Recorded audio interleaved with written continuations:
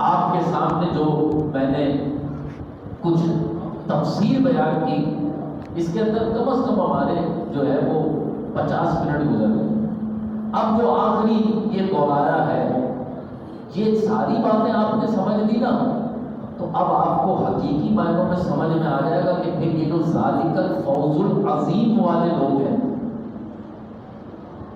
دنیا میں فوز عظیم پہ کون ہے؟ دنیا میں فوز عظیم پر کوئی بہت بڑا بادشاہ، فوز عظیم پر کوئی بہت بڑا صدر ہے؟ نام تو میرے ذہن میں بہت آ رہے ہیں جن کو ماڈرن دنیا میں کامیاب شخص سمجھا جاتا ہے، نام میرے ذہن میں بہت آ رہے ہیں، لیکن نام اچھے نہیں، میں کیا کروں گا لے کے اپنی اس پاکیزہ محفل کو لوگوں کے نام جن کو دنیا کہتی ہے کہ جی وہ فلاں سائنسدان تھا، وہ فلاں دولت مند شخص ہے، وہ سیٹلائٹس پہ پہنچ گیا ہے، اس کی یہ فیکٹری چل رہی ہے، اس نے دنیا کو یوں کر دیا ہے تو وہ یوں کرنا چاہتا، ہمیں ان کے نام لینے کی کیا ضرورت ہے؟ فوز العظیم پر جب اللہ تبارک و تعالیٰ نے فرما دیا کہ فوز عظیم یہ ہے، بڑی کامیابی یہ ہے، تو اس فوز عظیم پر اللہ نے جن ہستیوں کو فائز کیا، ساری امتوں میں افضل امت پیارے مصطفیٰ کریم علیہ السلام کی امت ہے، اور ساری امتوں میں اللہ تعالیٰ نے ولی رکھے، لیکن ساری امت کے ولیوں میں افضل اولیاء اس امت کے اولیاء کرام ہیں۔ اور یاد رکھنا، ولیوں میں جو سب سے بڑا مقام ہے، جو سب سے اونچی شان ہے، وہ سیدنا ابو بکر صدیق رضی اللہ تعالیٰ عنہ کی ہے۔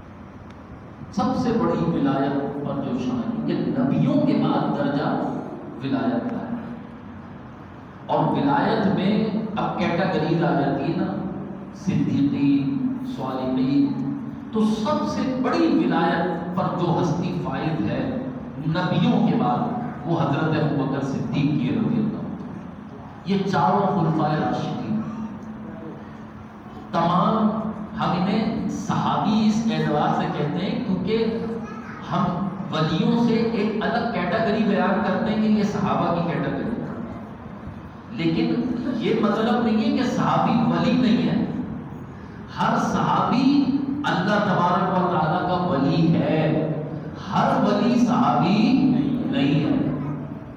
بات سمجھ میں آئی؟ عقیدہ بھی سمجھے نا، ہر صحابی ولی ہے، ہر ولی صحابی نہیں ہے۔ تو یہ جو سب سے بڑی جو اس منزل پر فائز ہستی ہے، یہ حضرت ابوبکر صدیق رضی اللہ تعالیٰ۔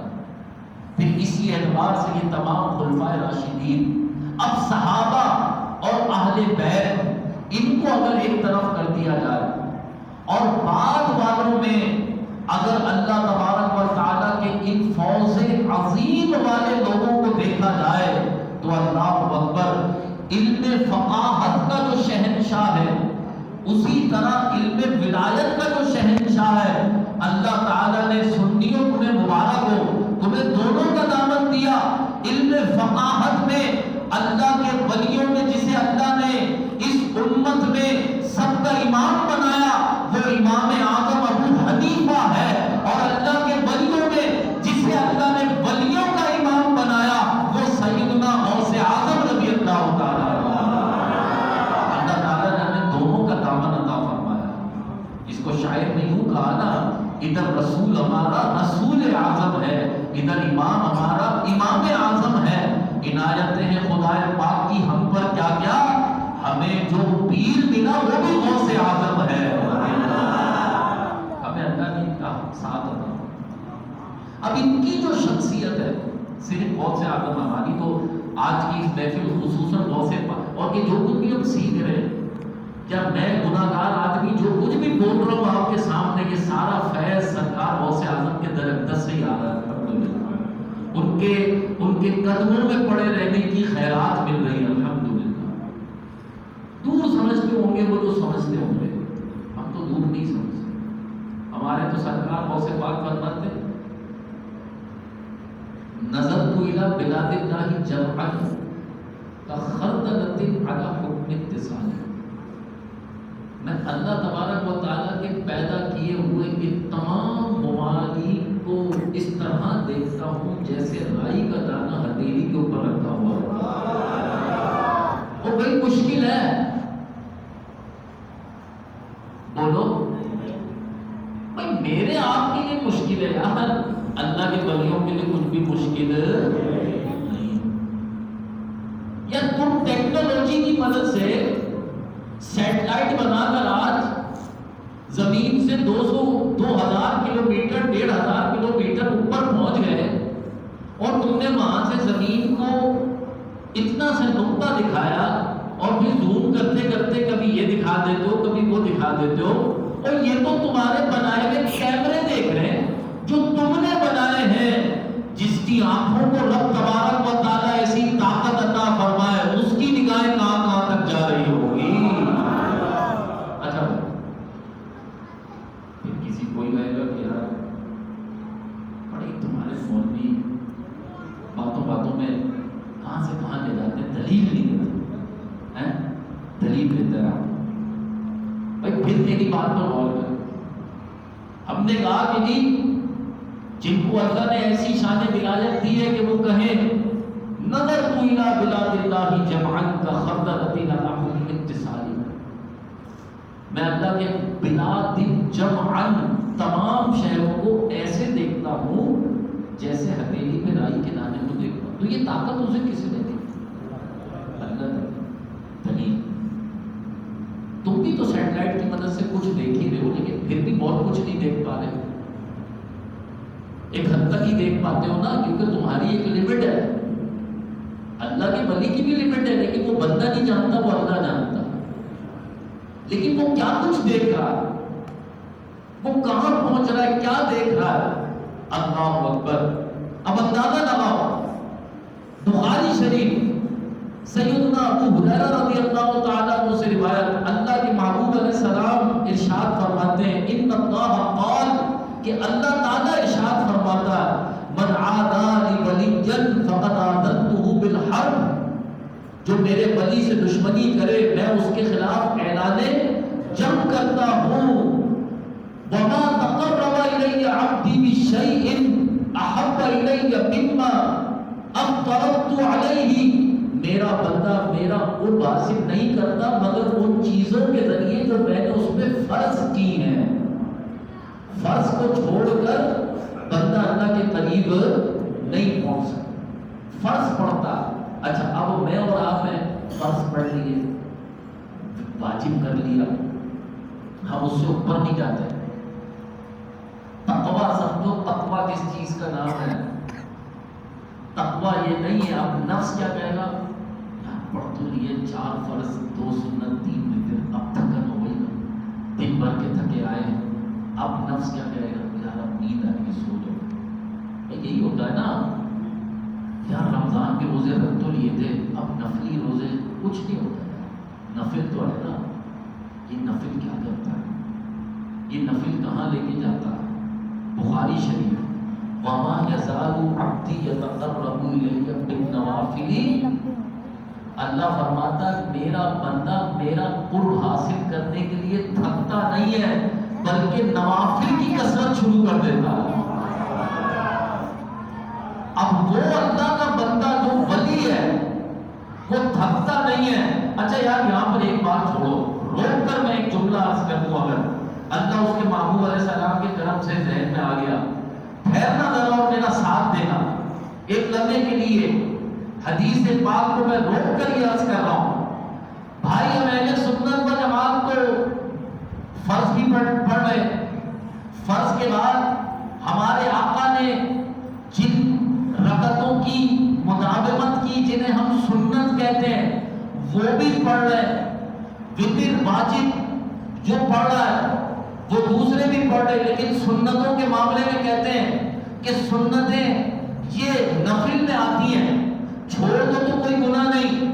تو ہمارے یہاں نہیں دوسروں کے یہاں دیکھنا تو کہ سنتیں نہیں پڑھتے, سنتوں کو کہتے ہیں یہ تو نفل میں آتی ہے, ان کو پڑھو تو ثواب ہے, نہ پڑھو تو گناہ نہیں ہے. اب نوافل کے ذریعے تو ولایت ملتی ہے, اور نوافل پڑھے کہاں جاتے ہیں اہل سنت میں, تو یہی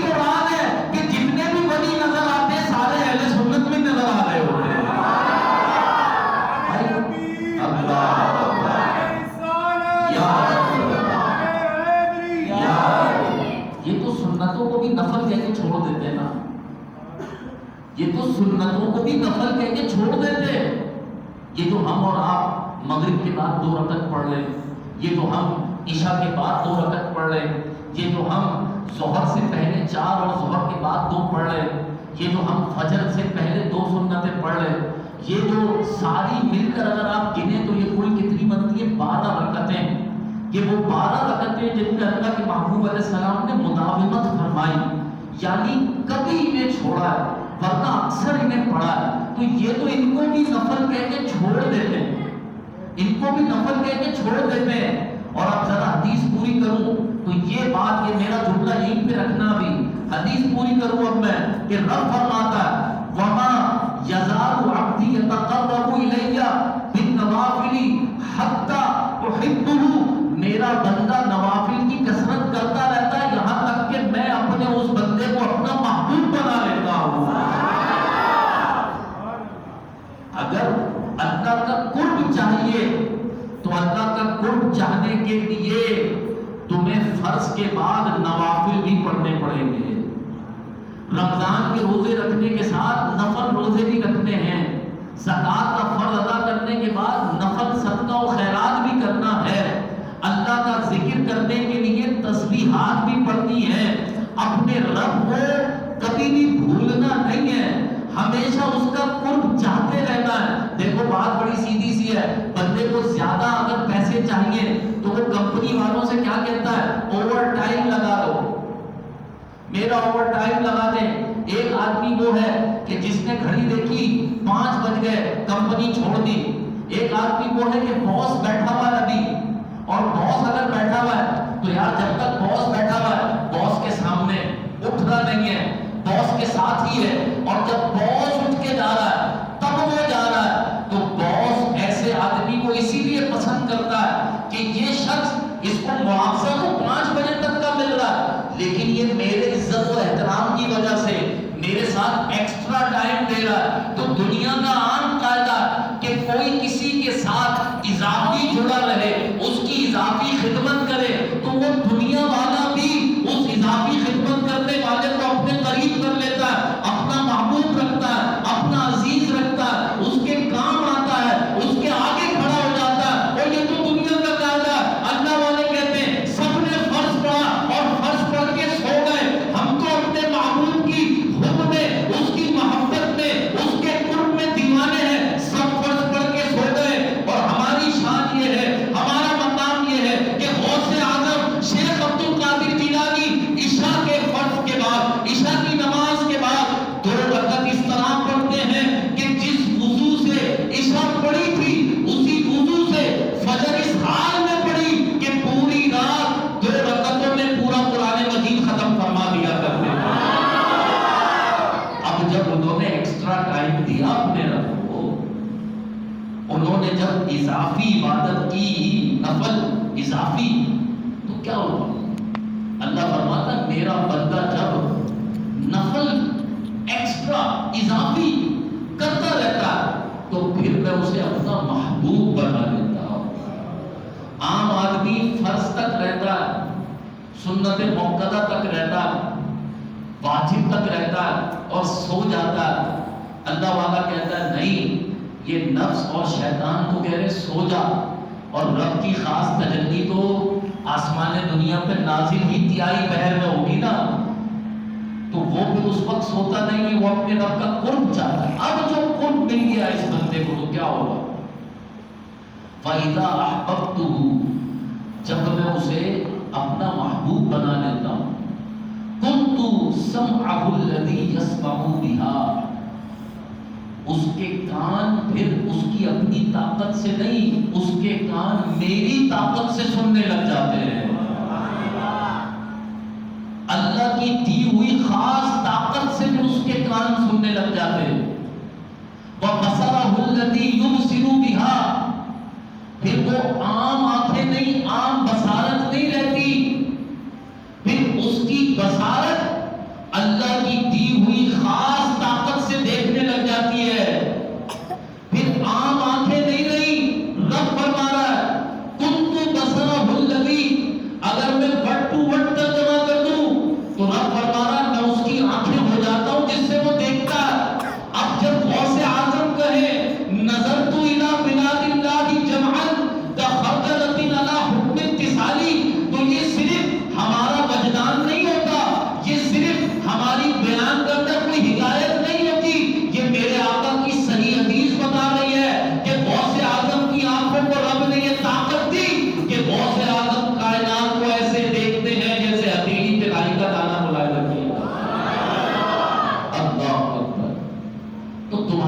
بنائی آنکھوں نے کیا دیکھا، کیونکہ تمہاری بنائی نہیں تھی. غوث اعظم کی آنکھوں نے کیا دیکھا، کیونکہ رب کی عطا کردہ خاص آنکھیں تھیں. پھر بات یہ نہیں رہتی نا اللہ کے گرامی. رب فرماتا ہے وَيَدَهُ الَّتِي يَبْطِشُ بِهَا، اس کے ہاتھ، اللہ فرماتا ہے پھر اس کے ہاتھ اس کی طاقت سے نہیں، میری دی ہوئی خاص طاقت سے گرفت کرتے ہیں. وَرِجْلُهُ الَّتِي يَمْشِي بِهَا، پھر اس کے پیر اپنی طاقت سے نہیں، میری دی ہوئی خاص طاقت سے چلتے ہیں. وَإِنْ سَأَلَنِي لَأُعْطِيَنَّهُ، اللہ اکبر. سب کچھ اس ایک جملے میں سما کے اللہ فرماتا ہے وہ مجھ سے جو بھی مانگتا ہے میں اسے عطا فرما دیتا ہوں. یہ شان نبی کی بیان نہیں ہوئی، نبی کی شان تو فرعون والا ہے. یہ شان ولی کی بیان ہوئی. اب یار ایسی شان والا اللہ کا ولی ہو تو آپ بادشاہ بننا پسند کریں گے یا ولی بننا پسند کریں گے؟ بولو بھائی. لیکن میں ولی نہیں بنا سکتا. یہ نہیں ہے بولو ہاں بھائی نام لکھا دینا ابھی تھوڑی دیر کے بعد ولی بنا دیں. نہیں، ولی بننے کے لیے آپ خود محنت کریں. ولی بننے کے لیے اپنے نفس اور اپنے ساتھ جڑے ہوئے شیطان کو پچھاڑنا اور ان اللہ والوں کے نقش قدم پہ چلنا جس کو تم بار بار کہتے ہو اہدنا الصراط المستقیم، اہدنا الصراط المستقیم. یہ ان اللہ والوں کا راستہ. تقویٰ کیا ہے؟ یہ ایک ایسی منزل ہے جو بندے کو اندر سے صاف کرنا شروع کر دیتی. ایک صفائی اوپر سے آپ کرتے ہیں نا، نہاتے دھوتے صابن لگاتے ہیں، شیمپو لگاتے ہیں، کپڑے پہن لیتے ہیں، عطر لگا لیتے ہیں، یہ ظاہری صفائی. باطن کا جو غسل ہے اس کا نام ہے تقویٰ. تم دنیا کے سامنے ہو یا اکیلے میں ہو، اللہ کی خوف، اللہ تعالیٰ کی اطاعت ہر جگہ تمہارے ساتھ رہے، ہر جگہ تمہارے ساتھ. اتنے فائدے ملیں گے نا، اتنے فائدے کہ آپ سوچ بھی نہیں سکتے. کس چیز کا نام ہے تقویٰ؟ غوث اعظم کی زندگی سے ایک مثال ہے. شریعت میں کیا چیزیں آئی؟ فرض، واجب، سنت، سنت کے بعد مستحب. پتہ ہے نا یہ چاروں چیزیں، فرض، واجب، سنت اور مستحب، جس کو سنت غیر موقدہ بھی کہتے ہیں. سنت غیر موقدہ کیا؟ مستحب. اس کے مقابلے میں حرام جس سے بچنا آپ کو، پھر مکروہ تحریمی جو فرض اور جو واجب اور اس کے مقابلے پہ آ جاتا ہے سنت موقدہ کے مقابلے، اور پھر اسات برے کرو. اب یہ جو چیزیں توجہ رکھنا آپ میری طرف، تاکہ آپ اس پورے بیان کے اس جگہ پہ پہنچ جاؤ جو آپ کو تقویٰ کی طرف لے کے جائے گا. اب آپ مجھے بتائیے، آپ اپنے گھر میں جا کے اپنی چپلیں اتارتے ہیں، کوئی مسئلہ نہیں، صرف آپ اس بات کا خیال رکھتے ہیں کہ چپل الٹی نہ سیدھی، اسی بات کا خیال رکھتے ہیں. باقی اتار دیتے ہیں، جہاں دل چاہتا ہے اتار دیتے ہیں. اتارتے کمرے کے باہر ہی ہیں. یہ جو چپلیں آپ اتارتے ہیں، غوث اعظم رضی اللہ تعالیٰ عنہ اپنا ہر چیز قبلے کے سمت میں رکھا کرتے تھے. حتیٰ کہ چپلیں بھی اتارتے تھے نا تو اتارنے کے بعد ان کا رخ قبلے کی طرف کرتے تھے. یہ کیا ہے؟ تقویٰ. یہ ہے وہ خوف خدا کیا، جو چیزیں غیر ذوی العقول ہیں. چپل میں عقل نہیں ہوتی نا، ذوی العقول ان کو بولتے ہیں عقل والی چیزوں کو، غیر ذوی العقول ان کو کہتے ہیں جن کے پاس عقل نہ ہو، جو جاندار. چپل میں کیا ہے؟ غیر ذوی العقول ہے نا، اس کو بھی اطاعت و فرما برداری میں لگا دیتے ہیں. غوث اعظم رضی اللہ تعالیٰ عنہ حالانکہ ایک مستحب عمل ہے، اچھی بات ہے کہ آپ کی جو چیزیں آپ کے استعمال میں رہتی ہیں ان کا وہ قبلے کی طرف ہو. حد الامکان آپ کعبے کو پیٹ کر کے بھی وضو کر سکتے ہیں، لیکن مستحب یہ ہے کہ وضو کرو تو آپ کا رخ کعبے کی طرف ہو. تو یہ اللہ والے کسی مستحب کو بھی نہیں چھوڑتے. مطلب پھر یہ فرض کیسے چھوڑیں گے، پھر یہ کوئی واجب کیسے چھوڑیں گے، پھر یہ کوئی سنت کیسے چھوڑیں گے، جب یہ نفل کو اتنی مضبوطی سے پکڑ لیتے ہیں۔ زمانہ کہتا ہے ہم تھک گئے، اب ہم رات میں، مجھ سے کئی لوگوں نے یہ مسئلہ پوچھا، خواتین نے خاص طور پر، کہ رات میں تھک جاتے ہیں بہت کام وام کر کے، تو عشاء کی نماز پڑھتے وقت نا جسم میں بڑا درد ہو رہا ہوتا ہے، تو کیا بیٹھ کے پڑھ سکتے؟ تو یہ ہم اور آپ کہتے ہیں کہ تھک گئے اب سو جاتے ہیں۔ داتا علی اجمیری علیہ رحمہ فرماتے ہیں یہ جو اللہ والے ہیں نا، جنہیں رب نے فرمایا اولیاء اللہ، تھکن کو بھی یہ تھکا دیتے ہیں، تھکن بھی تھک جاتی ہے ان کے پاس آ کر، یہ تھکن کو پسے پش ڈال کر اپنے رب کے قرب کے لیے، اپنے رب کی محبت میں ایسے مگن ہو جاتے ہیں، ایسے مگن ہو جاتے ہیں کہ حضرات اولیاء لکھتے ہیں کہ جو طاقت لوگوں کو نیند میں ملتی ہے، اللہ تعالیٰ وہی طاقت ان کو اپنی عبادت کے ذریعے عطا فرما دیتا ہے۔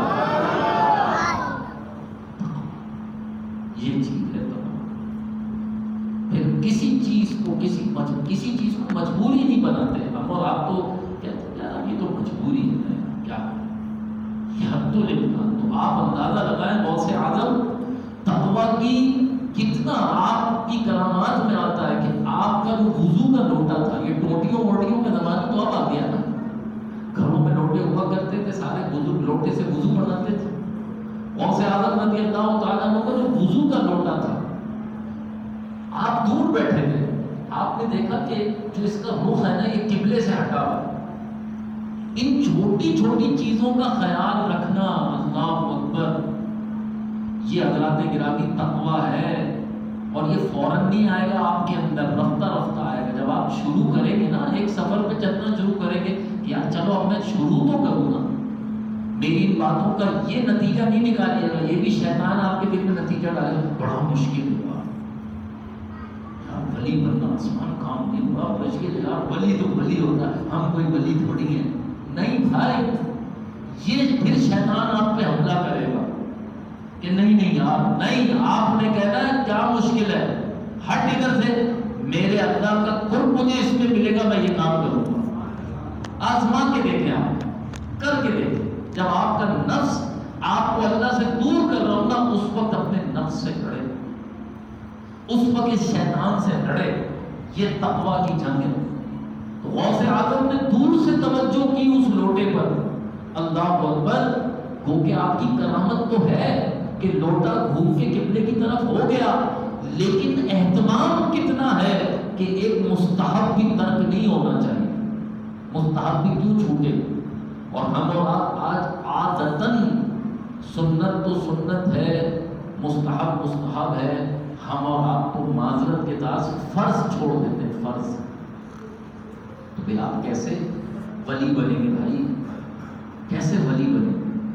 ان ساری باتوں کا اختتام میں اس بات پر کروں کہ غوث اعظم کا اگر دامن تھامنا ہے، غوث اعظم کے اگر آپ کو قریب ہونا ہے، اپنے اندر کو کوالیفیکیشن بھی لائے، اپنے اندر کو صلاحیت بھی لائے۔ میں اکثر یہ مثال دیتا ہوں کہ جو لوگ جن کو ایوان صدر میں، ایوان وزیر اعظم میں صرف 1 گھنٹہ تو بڑی چیز ہے، تھوڑی دیر کے لیے بلایا جاتا ہے نا کہ آپ نے وزیر اعظم سے ایوارڈ وصول کرنا ہے، کئی دن پہلے ان کی ٹریننگ شروع ہو جاتی ہے، آپ نے یہاں سے چل کے آنا ہے، اس طرح سیڑھی چڑھنی ہے، اس طرح کھڑے ہونا ہے، ایسے سلوٹ مارنا ہے، ہاتھ نہیں ملانا ہے جب تک وہ خود ہاتھ نہ بڑھائے، رائٹ ہینڈ پہ کھڑے ہو کے ایسے آپ نے تحفہ لینا ہے، تھوڑی دیر کے لیے اس نے جانا ہے، تو اس کی اتنی تربیت ہو رہی ہے۔ کہاں یہ دنیا کے حقیر فقیر بادشاہ، کہاں شاہ جینا، کہاں شاہ یزداں، تو کیا ان کا دامن تھامنے کے لیے ہمیں اپنے آپ کو تیار نہیں کرنا پڑے گا؟ ان تک پہنچنے کے لیے ہمیں اپنے آپ کو پریپیئر نہیں کرنا، اپنے آپ کی تربیت نہیں کرنی؟ تو خدا ان بزرگوں کی بارگاہ میں قریب وہی ہوگا جو اللہ اور اس کے رسول کی سچی فرمانبرداری کرے، سچی اطاعت کرے گا۔ بس یہی غوث اعظم کی زندگی کا سبق ہے، یہی آج کی تقریر کا نچوڑ ہے. اللہ تعالی ہمیں سرکار غوث اعظم کا سچا فیضان عطا فرمائے، ان کے نقش قدم پہ چلنے کی توفیق عطا فرمائے. دیکھو غوث اعظم کی کرامات اللہ تعالیٰ نے انہیں جو دی، لیکن ان کی پوری زندگی شریعت کے مطابق گزری، یہ ان کی سب سے بڑی کرامت ہے. شریعت پر انہوں نے کبھی کوئی سمجھوتا نہیں کیا. غوث اعظم جاہل تھے کوئی معاذ اللہ، جیسے آج کل بڑی معذرت کے ساتھ پیری فقیری مریدی میں جتنے لوگ چل رہے ہیں اکثریت سے ملیر کے ایسے میں پیروں کو جانتا ہوں، ان کے اندر پیری کی شرائط ہی پوری نہیں ہوتی اور لوگ ان کے مرید بنے. لوگ آج کل کچھ نہیں دیکھ رہے. اللہ اکبر. تو بھائی ایسے کہ ہاتھ میں ہاتھ نہیں دو جو تمہیں غوث اعظم سے جوڑنے کے بجائے توڑ، جو تمہیں خواجہ غریب نواز سے جوڑنے کے بجائے توڑ. سید سرور چشتی صاحب جو کہ خواجہ پاک کے آستانے کے انڈیا میں گدی نشین ہیں، کل ایک صاحب میرے ساتھ تھے، میں نے ان کے خلیفہ سے ملوایا. میں نے بولا دیکھ رہے ہو یہ جو سامنے بندہ بیٹھا ہو، وہ جو بندہ بیٹھا تھا اس نے ٹی شرٹ پہنی ہوئی تھی، بالکل کلین شیو، سب کچھ چل رہا ہے زبان سے. میں نے انہیں بتایا آپ کو پتا ہے سید سرور چشتی صاحب اجمیر سے آ کے ان کو خلافہ بنا کے گئے. خواجہ صاحب کے سلسلے کی خلافت اس بندے کے پاس، اور ایسی ایک نئی 20 مثالیں ہیں. تو اس تقریر کو آپ نے سن لیا نا آج کی، کہ اللہ کا ولی وہی ہوگا جس میں تقوی اور پرہیزگاری پائی جائے. حرام کر رہے ہیں، حرام فرائض چھوڑ رہے ہیں، حرام کے مرتکب ہیں اور پیر بنے بیٹھے. ہمیں قادریت نے یہ نہیں سکھایا، ہمیں چشتیت نے، نقشبندیت نے، سہروردیت نے یہ نہیں سکھایا. ان بزرگوں نے ہمیں سکھایا کہ ہمارا دامن وہ ہے کہ تھام لوگے تو ہم تمہیں پکڑ کے سرکار کے دامن تک پہنچائیں گے، لیکن اپنے ہاتھوں کو اتنا ستھرا تو کرو کہ تمہارے ہاتھ ہمارا دامن پکڑنے کے قابل ہو جائے. اور اگر اس قابل ہونا ہے تو تقوی اختیار کرنا پڑے گا. تقوی کے بغیر تم یہ قرب حاصل نہیں کر سکتے. اللہ اکبر. اپنے اعلیٰ حضرت کی دیوانی سرکار غوث پاک کی بارگاہ میں یوں استغاثہ کر دیتے ہیں، ماں کیا مرتبہ اے غوث ہے بالا تیرا، اونچے اونچوں کے سروں سے قدم اعلیٰ تیرا، سر بھلا کیا کوئی جانے کہ ہے کیسا تیرا، اولیاء مند ہیں آنکھیں وہ ہے تلوار تیرا، شیر کو کیا دبے جس پہ حمایت کا ہو پنجہ تیرا. میرے دوست ایک دفعہ میرے ساتھ تھے اور ڈبل سواری میں پابندی لگی ہوئی تھی. میں نے کہا یار میں اور تم کوئی مجرم تھوڑی، بیٹھو میرے ساتھ. یار بھائی پابندی بڑی سخت ہے. میں نے یہ شعر پڑھا، کیا دبے جس پہ حمایت کا ہو پنجہ تیرا، شیر کو خطرے میں لاتا نہیں کتا تیرا. الحمدللہ پورا راستہ خیریت سے گزر گیا. اب وہ کہتے ہیں حضرت صاحب جہاں مجھے خوف محسوس ہوتا ہے یہی شعر پڑھتا ہوں، اللہ تعالیٰ کام بنا دیتا ہے. کیا دبے جس پہ حمایت نہ ہو پنجہ تیرا، شیر کو خطرے میں لاتا نہیں کتا تیرا، کیونکہ تجھ سے در سے سگ اور سگ سے ہے مجھ کو نسبت، میری گردن میں بھی ہے دور کا ڈورا تیرا. یہ دور نہیں ہے لفظ، یہ دور ہے، کیونکہ یہ دور کس کا؟ یہ ہمارے سرکار غوث اعظم کا دور ہے، اور ان کا یہ جو دور ہے اس کی ڈوری ہم نے بھی اپنے گلے میں ڈالی ہوئی الحمدللہ، کہ میری گردن میں بھی ہے دور کا ڈورا تیرا. اور میرے اعلیٰ حضرت فرماتے ہیں ورفعنا لک ذکرک کا ہے سایہ تجھ پر. ورفعنا لک ذکرک تو رب نے اپنے محبوب کے لیے نازل فرمائی اور اس کے سائے میں محبوب کے اس بیٹے کو رکھا. ورفعنا لک ذکرک کا ہے سایہ تجھ پر، بول بالا ہے تیرا، ذکر ہے اونچا تیرا. ماں جو ہے حسینی ہے اور والد صاحب حسنی ہے، تو حسینی حسنی کیوں نہ محی الدین ہو. اے خضر مجمع بحرین ہے دریا تیرا، اور دل پہ بندہ ہو تیرا نام کہ وہ دست رجیب الٹے ہی پاؤں پھرے دیکھ کے تغرا تیرا. اور اعلیٰ حضرت وقت میں ارشاد فرماتے مجھ کو رسوا بھی اگر کوئی کہے گا تو یوں وہ رضا نہ کہ وہی نہ وہ رضا، بن گئے رسوا تیرا.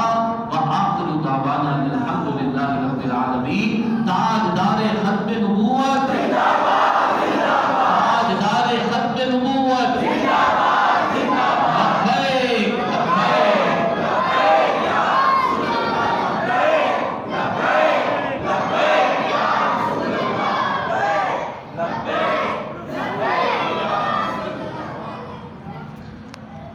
نظر کرم خدا